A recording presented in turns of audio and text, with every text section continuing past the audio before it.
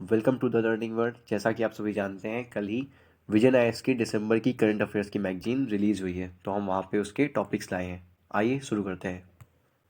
यहाँ पे एक बात मैं बोलना चाहूँगा कि जैसा कि आप लोग जानते हैं, विजन आईएएस पूरा एक सीट छापता है, 119 पेज की है इस बार।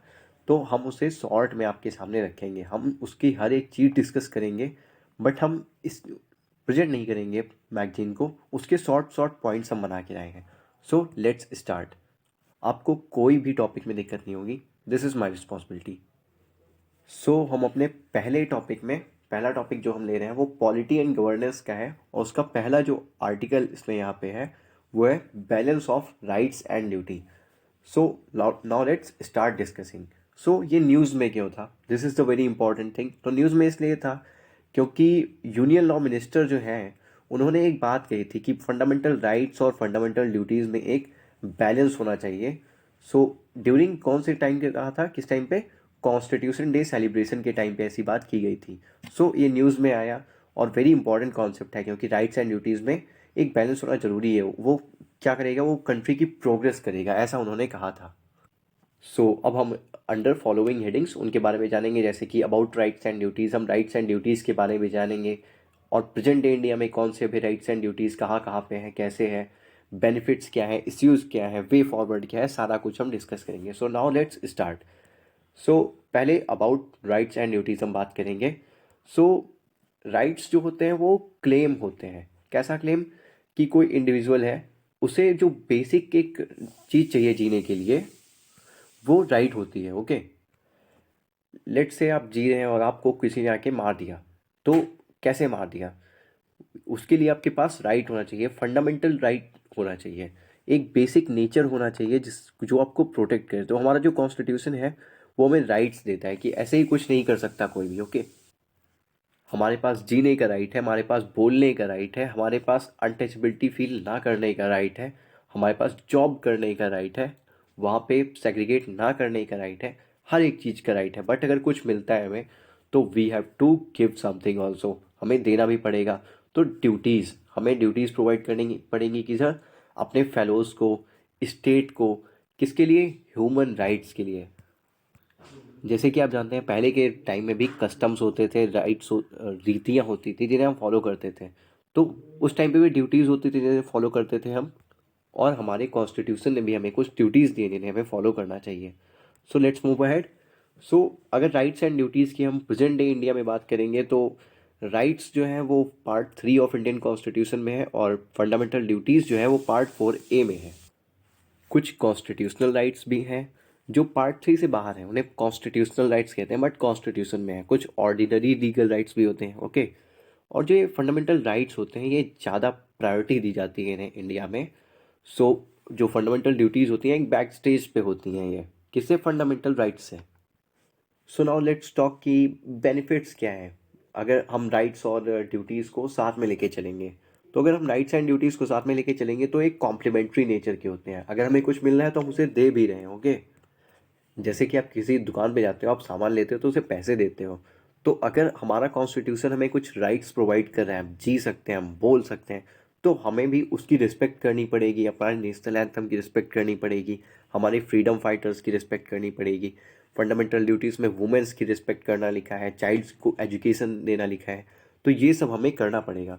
आपको सारे फंडामेंटल ड्यूटीज़ जो हैं, जितनी भी 11 है, वो सारी कमेंट सेक्शन में डालनी है, टाइप करके डालनी है, क्योंकि वो आपको याद करना is very important from UPSC perspective. Let's move ahead. तो इन्हें साथ में अगर ले चलेंगे तो ये इम्यूनाइज करते हैं। किसे? इम्यूनिटी। तो आप जान ही गए होंगे कि इम्यूनिटी क्या होती है। तो इम्यूनाइज करते हैं क्या? इंडिविजुअल रिस्पॉन्सिबिलिटी को, क्योंकि नॉन इन्फोर्सेबल है।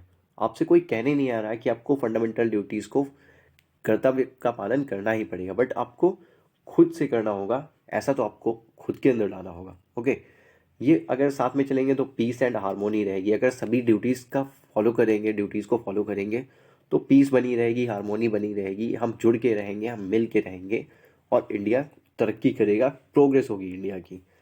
ये हेल्प करेंगे स्टेट को उसकी ड्यूटी परफॉर्म करने में। अगर कोई गलत जा रहा है तो हमें उसे डायरेक्ट करना चाहिए, ना कि घूस खा के उसके साथ मिल जाना चाहिए। Okay, and avoid egoism. अगर आपके अंदर एक कर्तव्य करने की अंदर से फीलिंग है, तो आपके अंदर ईगो चला जाता है, that is very important. But the important thing कि ये सब हो क्यों नहीं पाता, इसके लिए इश्यूज़ होते हैं।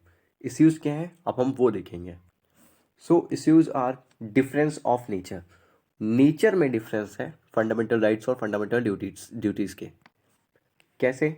कॉन्स्टिट्यूशन हमें कुछ प्रोवाइड तो करता है बट कई बार पूरी तरीके से प्रोवाइड नहीं कर पाता। राइट्स हमारे पास होते हैं बट कई बार हम ड्यूटीज़ कर्तव्यों का पालन नहीं कर पाते। जैसे कि मान लीजिए कोई पैरालाइज्ड है तो वो अपने कर्तव्यों का पालन उतने अच्छी तरीके से नहीं कर सकता है। ज़रूर वो दिव्यांग है बट फिजिकली तो नहीं कर सकता। बट राइट्स हमें मिलते हैं। राइट्स जो होते हैं वो प्रीकर्सर होते हैं ड्यूटीज़ के। ओके, मतलब जो हमें राइट्स मिलते हैं तभी हम ड्यूटीज़ परफॉर्म करने के लिए एबल हो पाते हैं। अगर आपको एजुकेशन मिलेगा तभी आप social justice and gender equality के लिए बात कर पाएंगे। अगर आपके पास राइट ही नहीं है, मान लीजिए आपने पढ़ा ही नहीं, no right to, you do not have any education at all, आपको ये नहीं पता होगा कि राइट्स एंड ड्यूटीज़ होते क्या हैं या फिर ये है भी या नहीं है, हमारे कॉन्स्टिट्यूशन का ही नहीं पता होगा।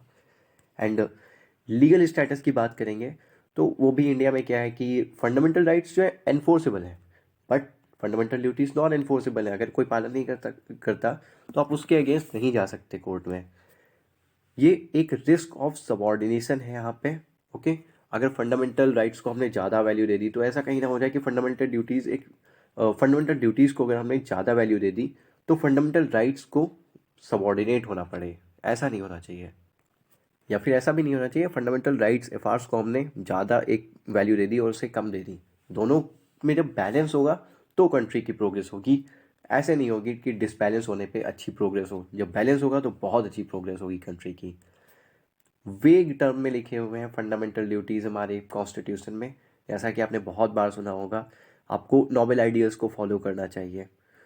तो फिर वो तो पुराने ज़माने में थे, उस टाइम पे जो सिचुएशन थी डिफरेंट थी, अभी डिफरेंट है तो उसके अकॉर्डिंग चेंज होना चाहिए, ऐसा लोगों का कहना है। ओके, और भी बहुत सारी चीज़ें हैं जो बहुत ही सब्जेक्टिव टर्म में दी हुई हैं, बहुत ही हिडन टर्म्स में दी हुई हैं जिसे आपको इलेबोरेट करके समझना होता है।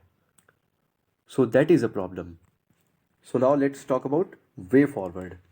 सो वे फॉरवर्ड क्या है कि स्टेट की प्राइमरी रिस्पॉन्सिबिलिटी होनी चाहिए यहाँ पे एक फॉर वॉट, दोनों में बैलेंस बनाने के लिए एक उनकी प्राइमरी रिस्पॉन्सिबिलिटी होनी चाहिए। दोनों में बैलेंस बना के रखना है for the growth of the country. Meeting minimum rights, एक मिनिमम राइट, जैसे कि मैंने बोला एजुकेशन नहीं होगा तो हम कैसे जान ही नहीं पाएंगे कॉन्स्टिट्यूशन भी है या नहीं है। तो एक मिनिमम राइट सभी को प्रोवाइड करना चाहिए जिससे कि इन रिटर्न ड्यूटीज़ का भी कर्तव्यों का पालन करके दें और हमारे जो भारत है वो उन्नति करे। Third, deepening democracy. डेमोक्रेसी के रूट्स जो हैं उन्हें डीप करना बहुत ज़रूरी है। और यहाँ की मीडिया पे तो 142nd नंबर पे लगभग आती है। ओके, तो वो एक बहुत ही फोर्थ पिलर होती है डेमोक्रेसी का media. But Indian media is not good at all. So जो हम कहते हैं गवर्नमेंट जो होती है डेमोक्रेटिक गवर्नमेंट, वो for the people by the people from the people ऐसा होता है। तो उसके लिए उसको प्रूव करने की ज़रूरत है at a broader level. And last is creating a basic charter. एक बेसिक चार्टर होना चाहिए हमारे पास, एक कुछ तो होना चाहिए जिससे हम इंश्योर करें कि जो दोनों में एक बैलेंस बना हुआ है। So this is it for this article. आपको ये सारी चीज़ें बहुत ही अच्छी तरीके से समझाई और इन सभी चीज़ों को याद रखना है। एक पॉइंट होना चाहिए, सिर्फ एक आपके पास वर्ड होना चाहिए जिससे आप पूरा पैरा समझ सकें, तो दैट इज़ द क्वालिटी। सो उस वे में ही मैंने आपके सामने प्रेजेंट किया है। So let's end this part and we will meet in next part. Thanks for watching. Thank you for watching my video. Like, share and subscribe to my channel in the case you like.